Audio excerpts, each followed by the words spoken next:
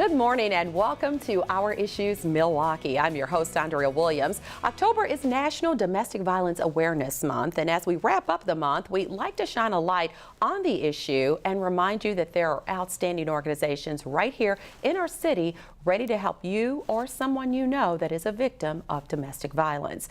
Over the past 2 decades, rates of domestic violence against females have dropped by nearly 3/4, but there's still much work to do to build onto the progress that's already been made. The Sojourner Family Peace Center is the largest nonprofit provider of domestic violence prevention and intervention services in Wisconsin. And my first guest is Carmen Pitre. She is the president and CEO of the Sojourner Family Peace Center. How are you, Carmen? Good morning. I'm great. Thanks for having me. Thank you for being here. And automatically, when you talk about these type of subjects, we lean a lot on statistics, and they show us that 1 in 4 women and 1 in 7 men will experience severe physical violence by an intimate partner in their lifetime. So if you would tell us more about the Sojourner Family Peace Center and how you do help victims of domestic violence. Sure. We provide services in 3 primary areas. We do crisis housing, which is our Sojourner Truth House,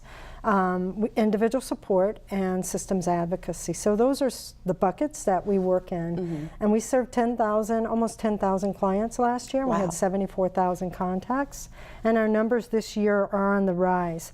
What we do, though, at the core is walk with people probably at the worst time in their lives, when they've been hurt, either physically, sexually, emotionally, mentally, by someone in an intimate partnership with them.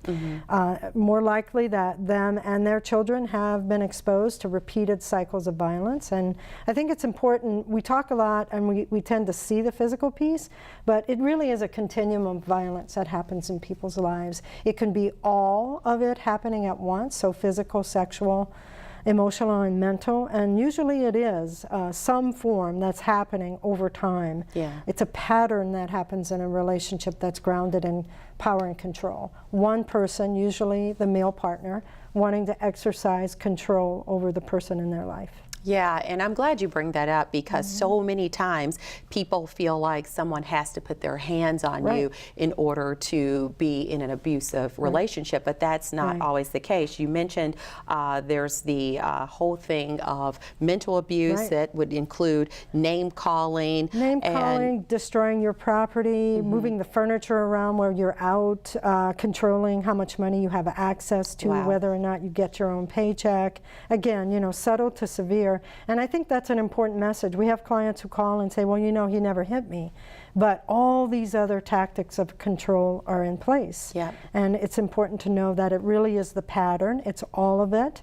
And it's designed to be controlling over who you are and what you get to do in your life. Yeah, and we've had some major stories that made headlines dealing with domestic violence, where a woman's been stalked on her job, and then it escalated to where other people were hurt and killed. And so then you have that aspect of stalking where someone's, maybe you've decided to leave, and everywhere you turn they're there, or maybe they're emailing you and texting you, or whatever the case may be. What does someone do if they're in these type of scenarios? Because we already know, just from all of the years of talking about it, that it's very difficult, or we should say it's easier said than done, for people to get out of some of these situations. I think you led with, you know, the numbers have been going down, but the severity, we still have an urgent issue, because we still have far too many domestic violence homicides that are happening.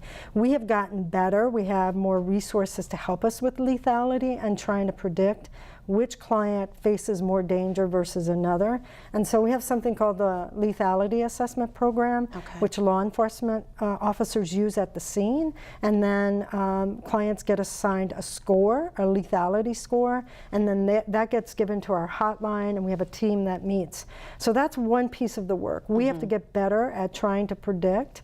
You know, there's 11 lethality factors that we look at that may or may not be present, and from year to year, they change and shift. So unemployment, access to weapons, suicidal ideation, alcohol and drug abuse, holding you against your will. These are all things that get factored in that make the situation you're facing much more dangerous, especially if we're looking at an abuser who has a gun, right? Not all cases fit that scenario, so we have to handle those differently. Then we have to say to people, here are the resources that are available to you. You know, restraining orders, calling law enforcement, leaving, going into shelter might be an option. We have to figure out what best fits your circumstance. And that's a process that we call safety planning. It's really an ongoing conversation that an advocate has with a client that they're working with. You get to be in control, because the reality is you know your situation better than I do, and the violence will more than likely spike after you leave. We do see that, and we know that to be true. And you have to be prepared in your decision making to figure out, how am I going to keep myself and my kids safe in this process? And sometimes people are even concerned with their pets. So absolutely. Do you have a scenario where people who have made the decision to come to a shelter, seek help, a place where they can have their pets be safe as well? Yeah. We have had clients say to us over the years, I can't leave because of my dogs, my cats, my horses. They're like family members. They're family, absolutely. right? And if you're caught in a cycle of violence where you don't feel love, or you're in constant terror, that unconditional love means so much to you. So we have a partnership with the Wisconsin Humane Society called Safe Haven, and we started this years ago, designed to, we do foster parenting for cats and dogs.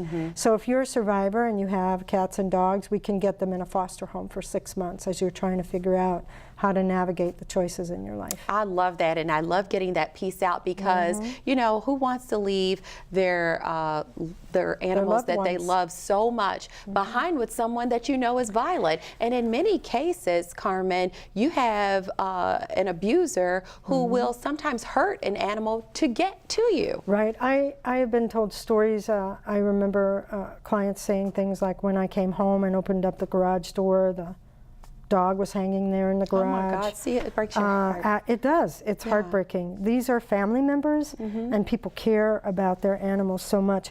And so they face extreme danger. Everybody in the home with an abuser is really vulnerable. Kids, pets, the survivor.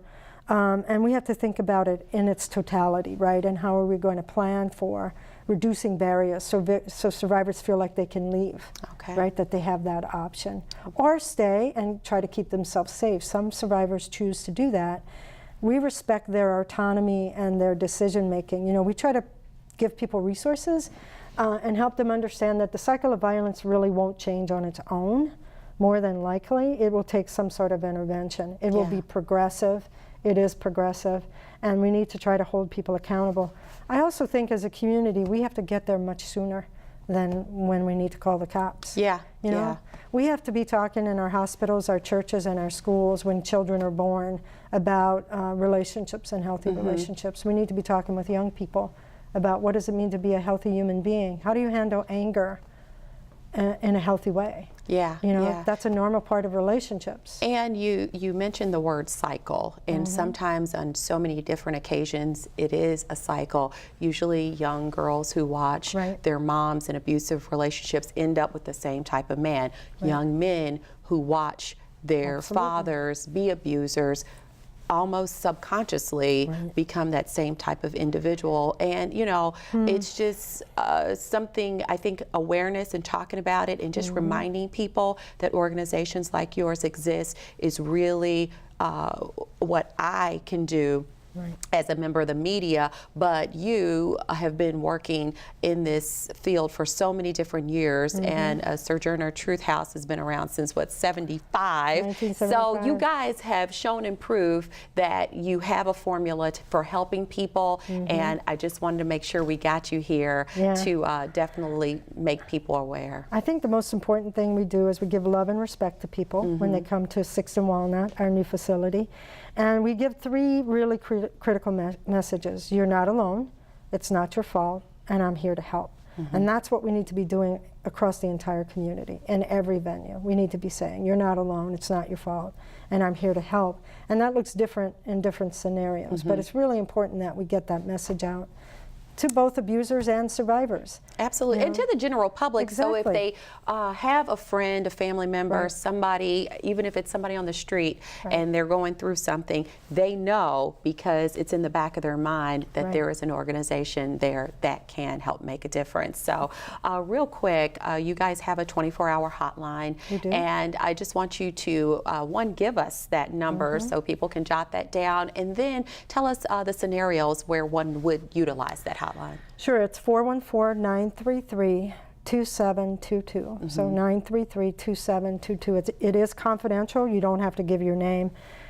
People call when they're in danger. They are afraid. They need information for themselves because they're being victimized, or they think they're being victimized. They want to find out, you know, am I a survivor? We also have something on an iPhone or an Android phone that you can download. It's called the Peace app, and it has a relationship test on it, and you go through a series of questions. But people want to know, am I in an abusive situation? They want support. They want to talk to someone. I remember the oldest woman that called a hotline was 98 years old. Wow. And she was calling to tell somebody. She said, I'm calling to tell somebody before I die that I was abused as a child, and she didn't want to go without telling somebody. Oh, so gosh. Survivors want to be heard. Yeah. Right? They want to know that somebody's listening. They want resources. They want to understand what's available to them. Loved ones call to say, how can I help this person in my life? Employers have called. The police call from the scene. We have a contract with all law enforcement jurisdictions in Milwaukee County. They call from the scene, and they offer an opportunity for survivors to talk to an advocate. Wow. So it's confidential, 24 hours. You don't have to give us your name, and we're here to support people.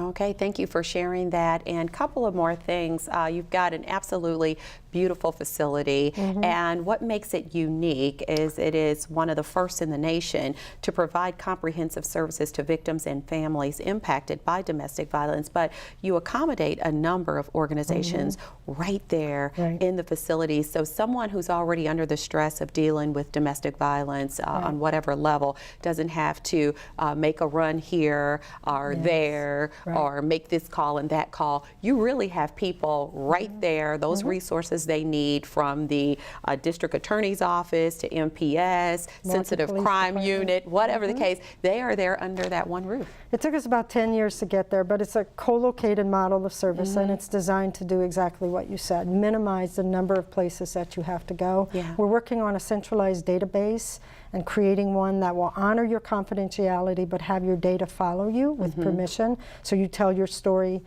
a few times instead of multiple times to different providers. We're all in one building, so we can accomplish things that would take days or weeks to do outside of the building. It really isn't the answer to everything, but it has made life easier for thousands of victims who need services. So you can talk to the DA, talk to a school social worker, get some body work done, because we have wellness services, we have a therapist. We have Corel Central. We have 14 partners. Corel Central does mindfulness, movement, Reiki, acupuncture, massage for clients, right? Because some people, right, the trauma. That's amazing. It is. Yeah, that's trauma, amazing. you have to get at it in a number of different ways. So then we have an education center, and then Sojourner Truth House. And she's our namesake. And that's a namesake, of course. Talk a little bit she about was that. born into slavery in 1797, the epitome of a strong woman who made a difference. So absolutely makes sense to have her name on your center. We've quickly run out of time, but you've got a t-shirt here, and this is an example of the great things that can happen when organizations collaborate, right? Right. We've partnered with Milwaukee Home for a second year in a row. They've designed this t-shirt for us. You can order it by going to our website. A percentage of the sales go to Sojourner as a fundraiser. But you know, the whole point of Domestic Violence Awareness Month is really to keep us talking about this critical issue. We should be talking every day of the year, because it impacts everything we believe in. So this is one of the ways you can support us. All right. Well, thank you so much for stopping by and giving us all of the outstanding information. And hopefully somebody watching will take that information and pass it on, or just use it if they need to. Thank you again. It's good to be here. It's been a pleasure. Thank you. Carmen Pitre is the president and CEO of the Sojourner Family Peace Center. For more information on anything that we've discussed, you can visit their website at familypeacecenter.org. And again, that 24-hour hotline number is 414-933-2722. When we return to Our Issues Milwaukee, we'll turn our attention to the Affordable Care Act, also referred to as Obamacare. The enrollment period for 2018 is November 1st through December 15th. A lot of people out there have questions, and we've got representatives that can fill you in on everything you need to know right after this.